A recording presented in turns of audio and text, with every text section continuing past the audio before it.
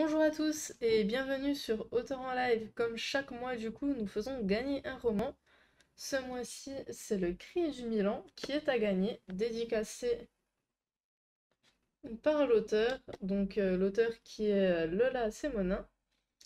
Et vous avez juste à remplir le formulaire que vous trouvez en dessous en description.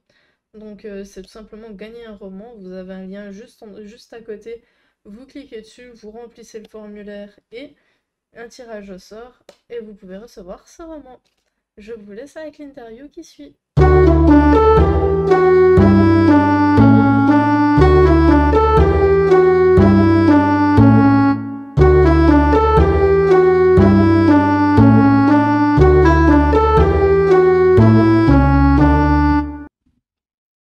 Bonjour à tous et bienvenue sur Auteur en live.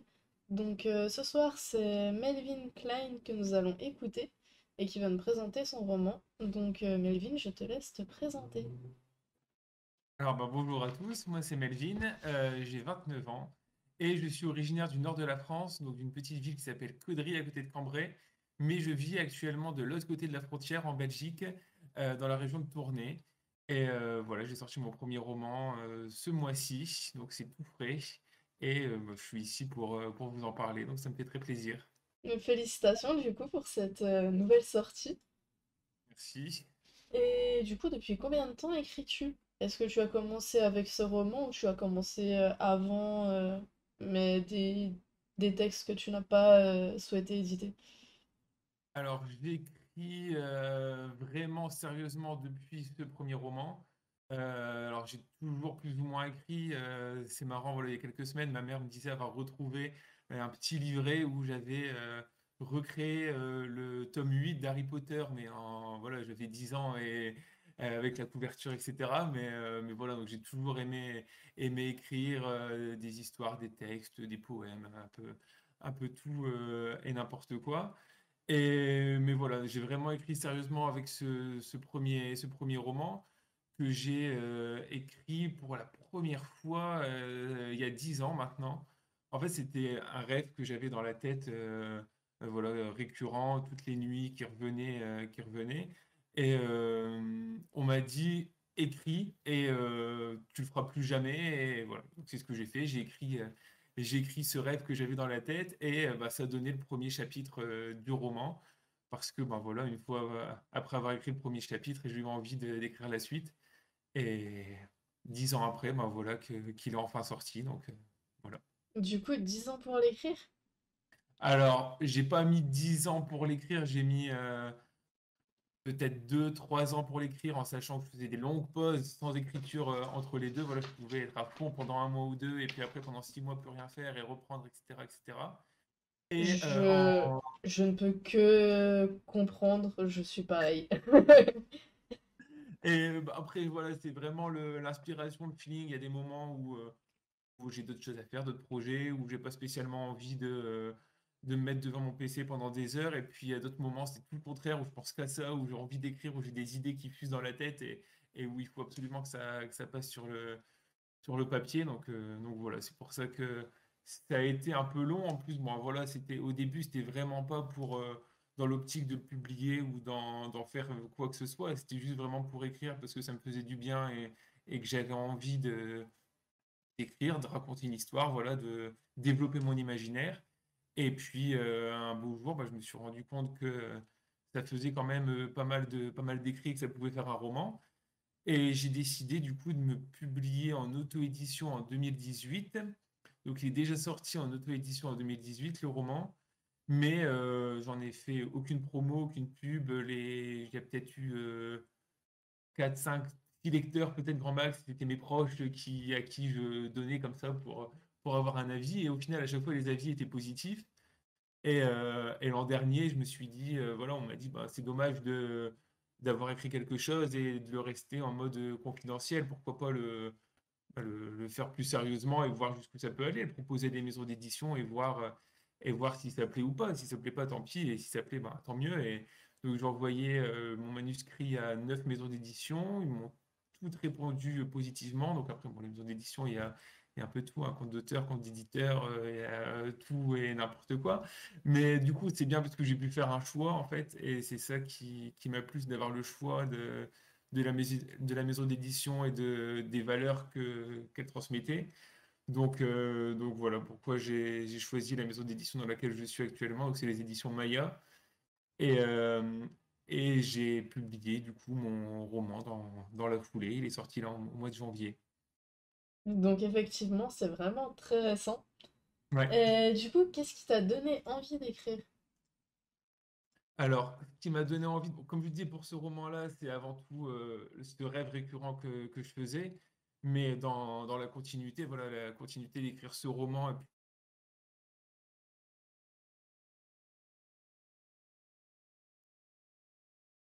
Et continuer à écrire après. Et c'est vraiment développer mon imaginaire. Voilà, j'ai des idées qui viennent, j'aime bien m'imaginer dans tel monde, m'imaginer dans tel autre monde, dans telle période de l'histoire ou dans telle autre période de l'histoire. Voilà, j'aime beaucoup l'histoire et les enseignements que l'histoire a pu apporter aussi à notre monde, à notre génération. Et j'aime bien voilà, me dire, ben, je vais avoir 30 ans au 21e siècle, mais avoir 30 ans en 1940, qu'est-ce que ça fait? Avoir 30 ans au Moyen Âge, qu'est-ce que ça aurait pu faire? Et j'aime bien voilà, me transposer un peu et développer un peu l'imaginaire ou essayer de creuser un peu un point précis. Et c'est ça que j'aime dans l'écriture et c'est pour ça que j'écris avant tout. Ouais. d'accord. Et du coup, tu nous as dit que tu étais aux éditions Maya. Pourquoi avoir fait le Ouais. choix de cette maison d'édition en particulier? Alors, je trouve que son inconvénient de cette maison d'édition, ça fait aussi sa force. C'est-à-dire que c'est une maison d'édition généraliste. Alors c'est sûr que il y a beaucoup de livres différents et pour des lecteurs, ils ont peut-être du mal à, à s'y retrouver. Voilà, un lecteur qui aime un genre particulier a peut-être du mal dans tous les styles littéraires que la maison d'édition peut proposer de s'y retrouver. Mais moi, en tant qu'auteur, ce que j'aime, c'est justement ça, c'est d'avoir la possibilité de ne pas être fermé dans un style, de ne pas être enfermé dans un cadre et de pouvoir, voilà, à l'avenir, me dire, bah, tout en restant dans la même maison d'édition avec les gens avec qui, du coup, maintenant je travaille, avec qui j'aime travailler, je vais prendre l'habitude de travailler, tout en gardant ce cadre-là, laisser libre cours à mon imagination et sur un livre partir sur un style, sur un autre livre prendre tout un autre sujet et c'est ce que j'aime. Voilà, j'aime pas trop m'enfermer dans quelque chose. J'aime bien être libre et c'est ce que cette maison d'édition propose et c'est ce qui m'a convaincu du coup. D'accord. Et du coup, quel genre écris-tu le plus? Que ce soit avec les livres que tu as sortis ou ceux que tout simplement les écrits que tu n'as pas sortis et que tu as gardés pour toi. Alors bah moi c'est tout ce qui est fiction historique, c'est vraiment quelque chose que j'aime beaucoup.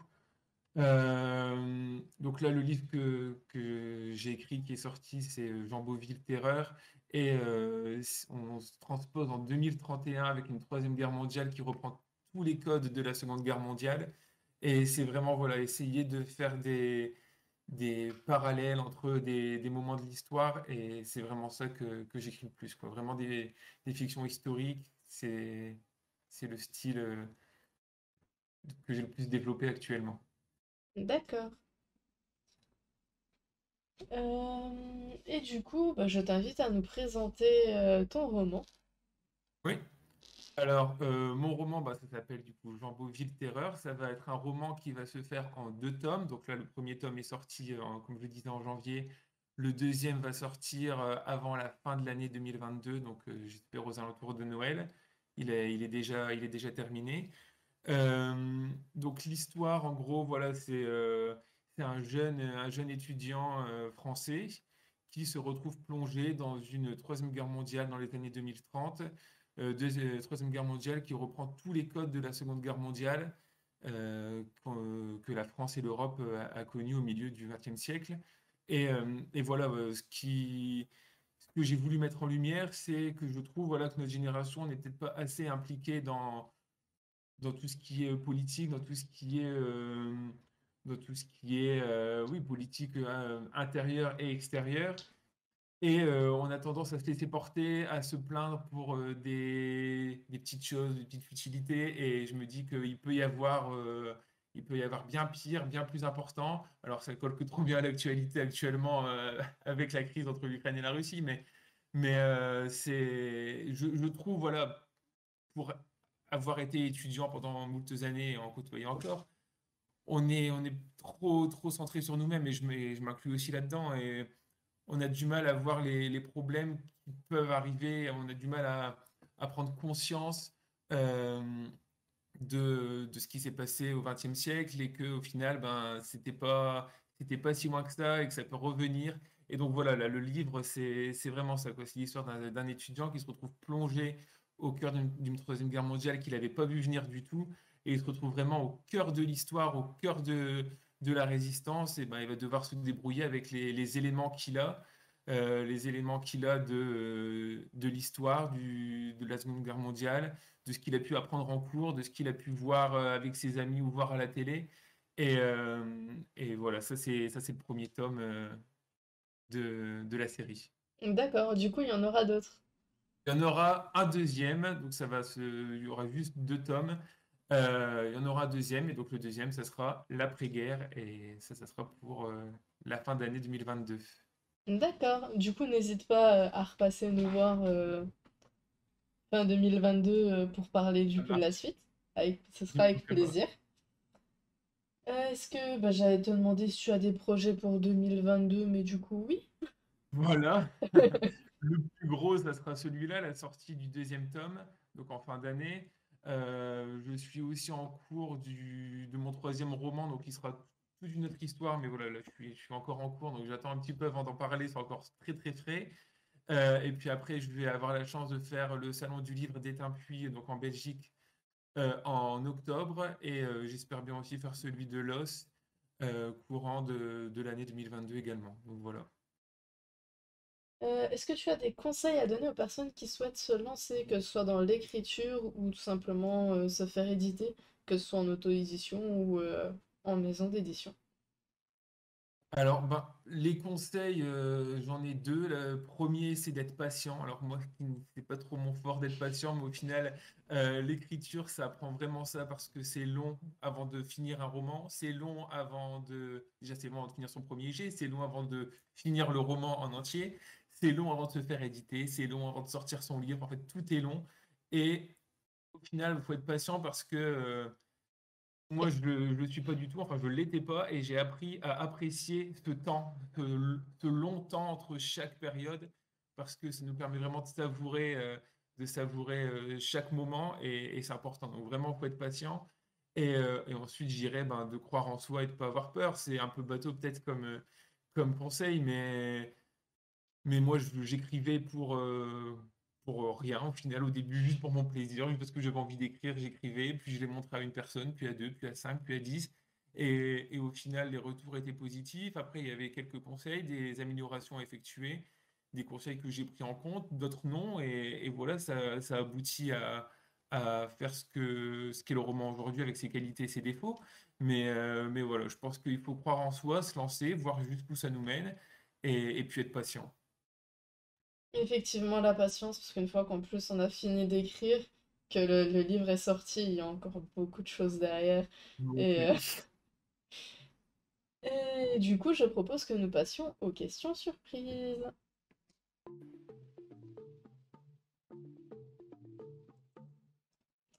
Alors, première question, quel était le premier concert où tu es allé? Le premier, Le premier concert. le premier concert, alors c'était un concert de Dubbing, le groupe de reggae à Bruxelles, en Belgique. D'accord, ça me dit rien du tout. Je regarderai ça Ils sont pas après. trop connus, enfin voilà, ils passent pas en radio, etc. Mais je vous conseille d'aller les écouter, ils sont vraiment pas mal. Ok. Quel est ton talent caché? Mon talent, alors je sais pas si c'est spécialement caché. J'aime beaucoup le sport. J'aime le sport plus que tout. Et alors, dans l'écriture, c'est pas ce qui ressort le plus. Mais ouais, je pense que c'est mon amour pour le sport. C'est justement une question que j'allais te poser, du coup, est-ce que tu mets ça dans tes romans ou pas? Mais Alors, un petit peu, voilà, dans... Moi, j'ai fait une fac de sport. Et dans mon roman, voilà, le héros est un étudiant en sport. Au final, je mets des petites touches par-ci, par-là. Mais c'est pas le sujet principal du roman. À chaque fois, d'ailleurs, c'est jamais les sujets principaux. une chose dont tu ne peux pas vivre sans. Voilà, le sport. Le sport, les voyages aussi. Alors là, c'est un peu compliqué avec le Covid. Ça commence, j'espère, à aller un peu mieux. Mais ouais, le sport et les voyages, c'est vraiment ce qui me permet de maintenir en vie et de me dire que même si tout s'écroule au niveau professionnel, familial, etc., bah, ça restera toujours. Quel super pouvoir aimerais-tu avoir? Hmm. De remonter dans le temps, justement, pour pouvoir voir vraiment ce que c'est d'être jeune en 1940 ou au Moyen Âge ou autre. Voilà, remonter dans le temps. Si tu pouvais ressusciter un artiste, qui ce serait? Hmm. Un artiste, ouais, Bob Marley, je dirais. Dans la lignée de Dubbing tout à l'heure, Bob Marley. D'accord. Bah, du coup, on en a fini là pour les questions surprises. Donc, je vais prendre 2 petites minutes pour vous parler du Cri du Milan. Donc, c'est un roman de Lola Semonin qui est actuellement à gagner. Donc, vous avez un mois pour le gagner, donc à peu près jusqu'au 20 mars sûrement, où je ferai un tirage au sort parmi les personnes qui se sont inscrites. Donc, pour vous inscrire, il suffit de remplir le lien. En fait, il y a un lien d'un formulaire en dessous en description. Vous cliquez, vous remplissez. Il suffit juste aussi de nous suivre sur les réseaux, enfin, soit sur Twitch, soit sur YouTube. Et du coup, avec le tirage au sort, vous pourrez gagner ce livre qui est dédicacé. Voilà, donc n'hésitez pas à vous inscrire. La seule chose que vous risquez au final, c'est de retrouver un livre un jour dans votre boîte aux lettres. Et voilà, donc on se retrouve bientôt pour une prochaine interview. Et du coup, au revoir YouTube.